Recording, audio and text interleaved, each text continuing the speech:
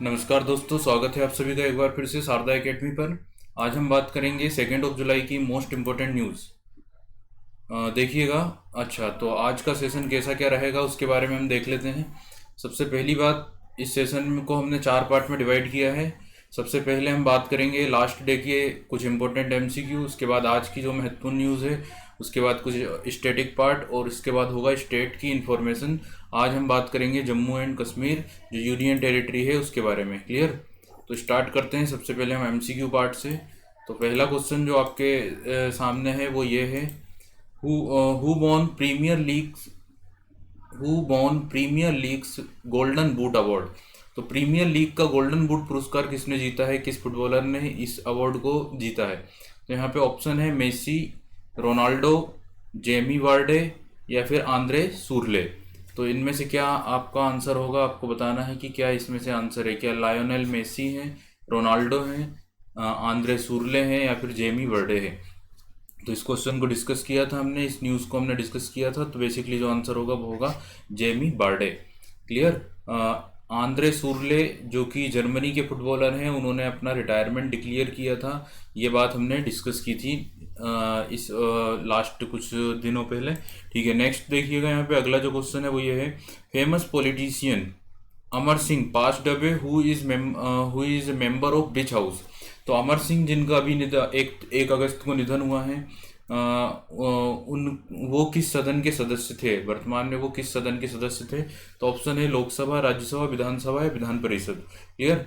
तो इसका आंसर क्या होगा आप लोगों को बताना है। क्या लोकसभा के मेंबर थे, राज्यसभा के मेंबर थे, विधानसभा के मेंबर थे या विधान परिषद के मेंबर थे। क्लियर?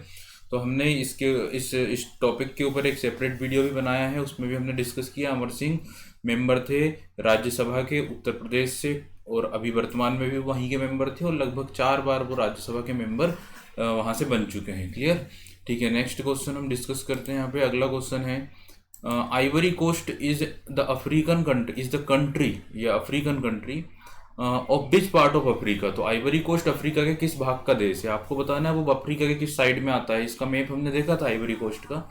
देखिए, ऑप्शन है south west Africa, north east Africa, south east Africa या नॉर्थ वेस्ट अफ्रीका। तो सिंपल सी बात है, आइवरी कोस्ट को आप नक्शे पे देख चुके हैं। आइवरी कोस्ट जो है वो अफ्रीका के साउथ वेस्ट पार्ट में मौजूद है। ठीक है, नेक्स्ट क्वेश्चन देख लेते हैं। अगला क्वेश्चन है, ली तेंग हुई passed away who is former president of which country. तो ली तेंग हुई का निधन हुआ, वो किस देश के राष्ट्रपति थे। थाईलैंड, वियतनाम, नॉर्थ कोरिया या ताइवान। क्लियर? तो हमें पता है वो राष्ट्रपति थे ताइवान के। नेक्स्ट क्वेश्चन देखिएगा यहाँ पर आपकी स्क्रीन के ऊपर। नेक्स्ट क्वेश्चन ये है, the NASA launched perseverance rover mission to study which planet. NASA ने किस ग्रह के अध्ययन के लिए प्रिजर्वेंस रोवर मिशन को लॉन्च किया है। तो इस न्यूज़ को भी हमने डिस्कस किया था। प्रिजर्वेंस रोवर मिशन जो अमेरिका का रोवर मिशन है जिसे लॉन्च किया गया था, जो कि 7 मंथ आफ्टर अमेरिका के उस प्लेनेट के ऊपर लैंड होगा। तो इनमें से किस प्लेनेट के लिए वो लॉन्च किया गया है। क्या मून के लिए है, मरकरी के लिए है, जुपिटर के लिए, वीनस के लिए। तो देखिए, इसका आंसर होगा मरकरी। इसका आंसर क्या होगा, सॉरी, इसमें ऑप्शन यहाँ पर ऐड नहीं किया गया है, ये गलत है। इस बेसिकली जो ये मिशन है इसे लॉन्च किया गया है किस प्लेनेट के लिए, इसे लॉन्च किया गया है मार्स के लिए। क्लियर? तो ध्यान रखिएगा, मंगल ग्रह के लिए प्लेनेट लॉन्च किया गया, ऑप्शन में है नहीं। तो आप लोग ध्यान रखिएगा, इस मिशन को लॉन्च किया गया मार्स या मंगल के लिए। ठीक है, नेक्स्ट क्वेश्चन है यहाँ पर आपकी स्क्रीन पर, वो ये है, which ministry receives Skoch gold award 2020। तो स्कॉच गोल्ड अवार्ड 2020 किस मिनिस्ट्री को दिया गया है, किस मंत्रालय को दिया गया है।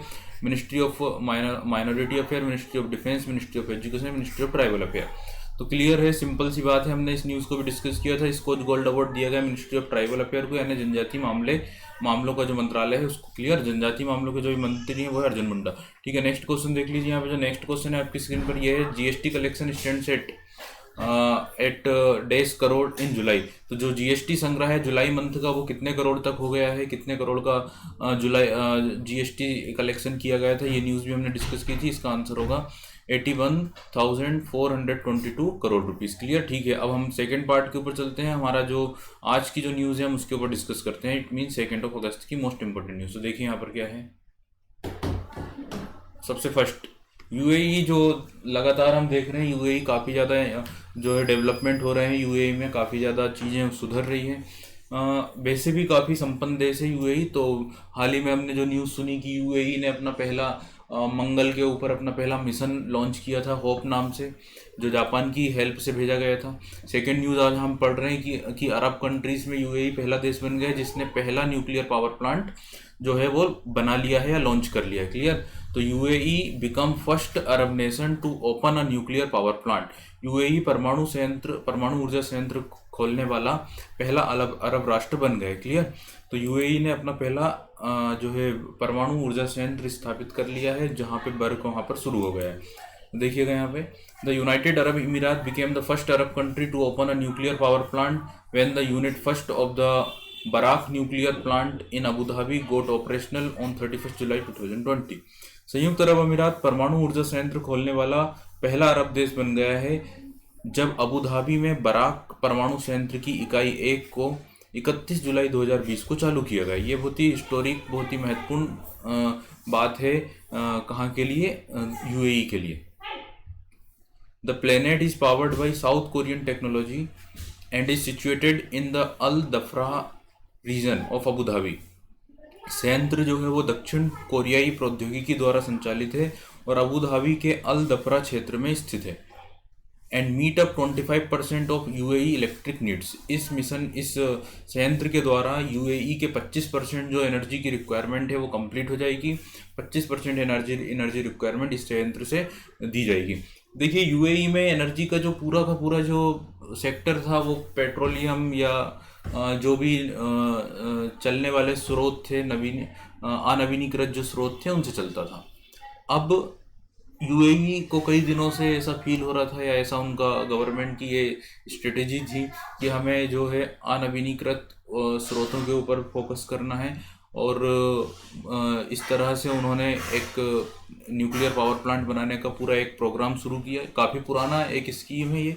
हम इसके ऊपर एक सेपरेट वीडियो बनाएंगे, इस न्यूक्लियर प्रोग्राम के बारे में डिस्कस करेंगे। क्लियर। यहाँ पे आप लोग कुछ और इन्फॉर्मेशन देख लीजिएगा कि प्रेसिडेंट ऑफ यूएई जो हैं अभी वर्तमान में वो हैं शेख खलीफा बिन जायद अल नहयान, और जो कैपिटल है वो अबू धाबी है। करेंसी जो है वो है दिरहम। क्लियर। हाल ही में हमने सुना था कि जो गुजरात में काकरापारा परमाणु संयंत्र है उसके भी एक यूनिट ने अपनी क्रिटिकलिटी यानी कि कंडीशन, जो परफॉर्मेंस की जो कंडीशन है वो शुरू कर दिया। अब हम नक्शे में देख लेते हैं यूएई। नक्शे में यूएई इस तरह से आप लोगों को जो मैप दिख रहा है, जो वाइट कलर में जो पार्ट दिख रहा है, ये यूनाइटेड अरब अमीरात का पार्ट है। क्लियर। इस तरह से जो यूनाइटेड अरब अमीरात है उसके अगर हम साउथ की ओर देखें तो यहाँ पे सऊदी अरब है, इस तरफ में ओमान है, यहाँ पर कतर है। क्लियर। यहाँ पर ईरान है। अभी इस तरफ अगर हम यहाँ पे देखें तो यहाँ पे है गल्फ ऑफ ओमान यानी कि ओमान की खाड़ी, और यहाँ पे है गल्फ ऑफ पर्सिया यानी पारस की खाड़ी। क्लियर। तो अभी अगर इस मैप में आपको ठीक से समझ में नहीं आया हो तो इस मैप को देख लेते हैं। यहाँ पे आपको क्लियर हो जाएगी चीज़ें अच्छे से। देखिएगा, अब यहाँ पे आप ध्यान से देखें, यहाँ पे ये हमारा प्यारा भारत है और भारत के हमको वेस्ट में जाना है, इंडिया के वेस्ट में जाना है। क्लियर। तो यहाँ पर ये हमारा प्यारा भारत है। भारत के हम वेस्ट में जाएंगे, यहाँ पे पाकिस्तान है, यहाँ पे अफगानिस्तान है, यहाँ पे ईरान है, इराक है, ये सऊदी अरब है। सऊदी अरब के हम इस तरफ देखें, ये ओमान है, और ओमान के जस्ट यहाँ पर ये जो देश आप लोग देख रहे हैं ये सऊदी अरब है। क्लियर। जिसकी कैपिटल है अबू धाबी। अब सऊदी अरब, यहाँ पे यमन है, सऊदी अरब, और यहाँ पे आप लोग देख रहे हैं ये है गल्फ ऑफ ओमान और ये है गल्फ ऑफ पर्सिया। तो इस तरह से बहुत ही महत्वपूर्ण पोजीशन पर सऊदी अरब स्थित है। यहाँ से पूरा ट्रेड किया जाता है।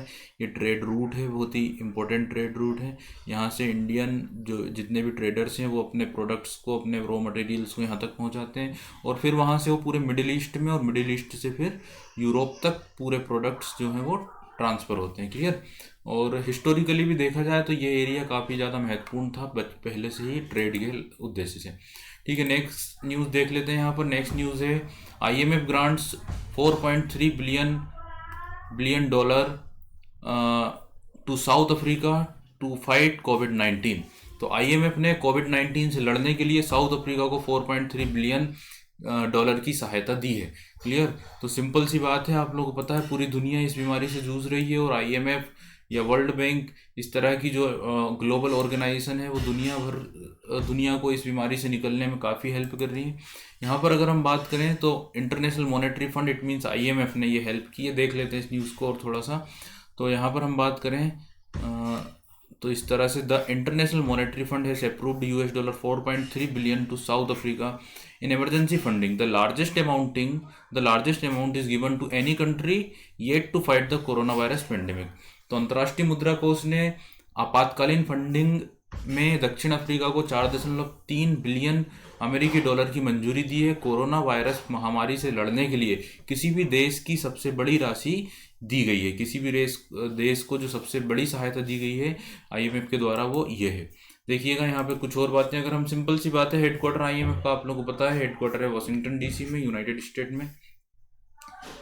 जो करंट में एमडी या मैनेजिंग डायरेक्टर है आईएमएफ की वो है क्रिस्टीना लिगार्डे, जो फ्रांस से बिलोंग करती हैं। चीफ इकोनॉमिस्ट का नाम है गीता गोपीनाथ, जो भारत की है। मेंबरशिप कंट्रीज हैं करंट में 189 countries. Capital of south Africa अगर हम बात करें, अफ्रीका में 2-3 कैपिटल हैं, जैसे केपटाउन, प्रिटोरिया और ब्लोमफोंटियान। करेंसी की बात की जाए तो वो है रेंड, और प्रेसिडेंट की बात करें अफ्रीका के तो वो है क्रिल रैमाफोसा। ठीक है, नेक्स्ट न्यूज़ को देख लेते हैं। यहाँ पे जो नेक्स्ट न्यूज़ है वो यहाँ पर ये है डेज से रिलेटेड हम बात करें तो यहाँ पर मनाया जाता है वर्ल्ड संस्कृत डे, विश्व संस्कृत दिवस, जो मनाया जाता है 3 अगस्त को। तो वर्ल्ड संस्कृत डे 2020 जो है वो है 3 अगस्त। तो 3 अगस्त को, अब देखिए कोई डे के हिसाब से नहीं चलता है, तो ऐसा जरूरी नहीं कि अगले साल भी 3 अगस्त को आए। बेसिकली वर्ल्ड संस्कृत डे हम मनाते हैं रक्षाबंधन के दिन, क्लियर। तो उसके लिए इंडियन कैलेंडर के हिसाब से हम इसको सेलिब्रेट करते हैं। तो आप लोग देखिएगा, तो world Sanskrit day also known as Sanskrit Diwas is celebrated every year on Shravan Purnima. तो श्रावण पूर्णिमा के दिन हम इस डे को सेलिब्रेट करते हैं। That is the Purnima day of the Sawan month in the Hindu calendar which is also marked as Raksha Bandhan. तो विश्व संस्कृत दिवस, जिसे संस्कृत दिवस भी कहा जाता है, हर साल श्रावण पूर्णिमा के दिन मनाया जाता है, जो कि हिंदू कैलेंडर में श्रावण मास का पूर्णिमा दिवस है, जिसे रक्षाबंधन के रूप में भी माना जाता है, के रूप में भी जाना जाता है। 2020 में इस दिन को 3 अगस्त 2020 को मनाया जाएगा। देखिए, ये जो शुरुआत की गई थी विश्व संस्कृत दिवस की, वो की गई थी 1969 से, क्लियर, भारत सरकार के द्वारा। अब आप लोग ये बात ध्यान रखें कि विश्व की जो सबसे प्राचीनतम भाषा है वो है संस्कृत, और संस्कृत को बनाए रखने के लिए, उसे जीवित रखने के लिए, उसके वर्चस्व को बनाए रखने के लिए, फेमस करने के लिए डे भारत सरकार ने शुरू किया था। ठीक है, आगे चलते हैं नेक्स्ट न्यूज़ के ऊपर। तो यहाँ पर हम बात कर रहे हैं ओबिचुरी के बारे में। तो देखिएगा, उत्तर प्रदेश की कैबिनेट मिनिस्टर थी जिनका नाम था कमला रानी वरुण, उनका निधन हो गया कोरोना वायरस पेंडेमिक के कारण। तो देखिएगा, UP cabinet minister Kamal Rani Varun passed away. तो यूपी की कैबिनेट मंत्री कमल रानी वरुण का निधन हुआ। Cabinet minister of the government of Uttar Pradesh Kamal Rani Varun passed away due to कोविड-19। She was the minister of technical education in the state government. तो उत्तर प्रदेश सरकार में कैबिनेट मंत्री कमल रानी वरुण का निधन कोविड-19 के कारण हुआ। वह राज्य सरकार में तकनीकी शिक्षा मंत्री थी। कमल रानी वरुण 2 बार सांसद के रूप में भी काम कर चुकी है। वह कानपुर के घाटमपुर से विधायक थी, क्लियर। ठीक है, आगे चलते हैं नेक्स्ट न्यूज़ के ऊपर। तो अगली न्यूज़ है एक स्कीम की, एक प्रोग्राम की, एक अभियान की। अगर हम बात करें तो एमपी गवर्नमेंट ने एक अभियान शुरू किया है जिसका नाम है एक मास्क अनेक जिंदगी, क्लियर। तो अगर आपसे ये एग्जाम में बार बार पूछा जाएगा, एक मास्क अनेक जिंदगी कैंपेन किस गवर्नमेंट ने शुरू किया? तो एक मास्क अनेक जिंदगी campaign, public awareness campaign MP government ने शुरू किया, जो कि चलेगा 1 से लेकर 15 अगस्त तक। ठीक है, इस न्यूज़ को थोड़ा सा और देख लेते हैं हम यहाँ पर।